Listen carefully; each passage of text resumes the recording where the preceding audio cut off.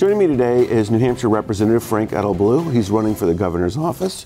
Frank, a little bit of a lightning round. Okay. And when I do my lightning rounds, we sometimes don't get through them. So if we get distracted and get it focused on one issue, I'll try and keep it tight. Medicaid expansion. Yeah. So we have what everybody is admitting is a long-term program that we've got a short-term funding mechanism for. So we really are basically, building the house, but we don't know how we're going to finish it. You voted against the current bill, is that correct? Correct. The current bill is not a good bill. I agree. So are you against Medicaid expansion or against our mechanism of doing it in the short term? Yeah, so what I'm against is we haven't actually figured out how to pay for the welfare programs that we've extended already. So I'm nervous about extending more welfare to able-bodied folks without knowing how we're going to pay for that. So if you were governor, would you say let's just scrap it, or would you say let's look at a 10-year solution? Yeah, so we need a 10-year solution. What we need to do is we need to figure out a long-term solution to this problem that really has the effect of lifting people out of poverty rather than locking them in. I support the idea of a safety net. I don't support the idea of a security fence that locks people into this stasis of poverty. And really, there's some perverse incentives in the current system that cause people to not want to increase their earnings because all of a sudden they lose the benefits. So there's ways that we can have on-ramps and stuff like that that allow people to lift themselves out of poverty. And I think that's what we need to be fighting for. Okay. Education. Yes. The state's role in education. Yep. Local schools, states. Big local control is where it needs to be. The state has nothing more than an advisory role to try and help get, the right resources into the local system so that folks can get things done. We need to find ways to improve choice in the system. We're going to face a crisis in the next 10 years because what's happening is our enrollment is going down, our populations are going down, so we've got a lot of small schools, small school districts that don't have many students. So we need to let them have more options in terms of how they're going to get their students educated. Tell me a little bit more about the options that you're seeing with the small school. Yeah, so we have an example. Everybody wants their local school. At least that's what I found. Well, we have an example up in Croydon right now. Yeah. So basically in Croydon, I think they had 5 kids in their middle school, and they said, this is not working for us to provide, a local middle school. So they set up an arrangement where initially they were tuitioning their kids out.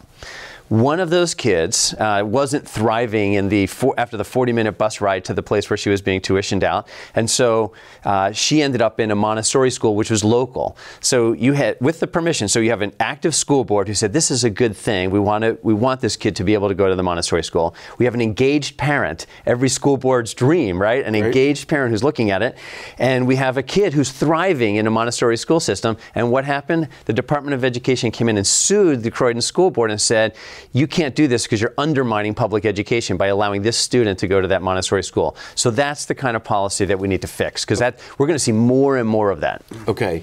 Medical marijuana and legalization, decriminalization of marijuana. Vermont may pass it as legal. Right. Should that be legal in New Hampshire? Should it be decriminalized? Should it be? Yep. So I absolutely support the idea of decriminalization. I support decriminalization. The issue that we have to deal with legalization is we have to make sure that law enforcement has the tools that they need in order to be able to enforce, impaired driving, operating while under the influence or something like that. So let's start with decriminalization and move forward. All of the other states around us have already basically decriminalized, so we need to move forward in that area. Right? And we're not really getting anywhere with the law enforcement approach. Right. Death penalty. Yeah, so I'm not a supporter of the death penalty. And it came up recently in the Senate. I think it got killed. Should we repeal it?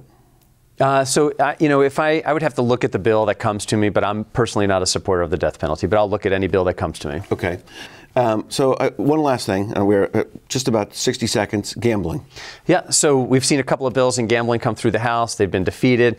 I think that if we're going to do something with gambling, it's not going to be the large casino model. We've seen a couple of other things with Keno and video poker and stuff like that are much more New Hampshire types of gambling that would work in our state, and I would support that kind of a thing, but I have not seen a gambling bill in terms of casino that I'd be able to support. So, and that's not something you're saying, elect me because I'm pro-gambling on this. That's not really a major issue is what I'm hearing? No, it's not a major issue, right. I mean, so if the House does it, you'd look at it? Absolutely. Okay.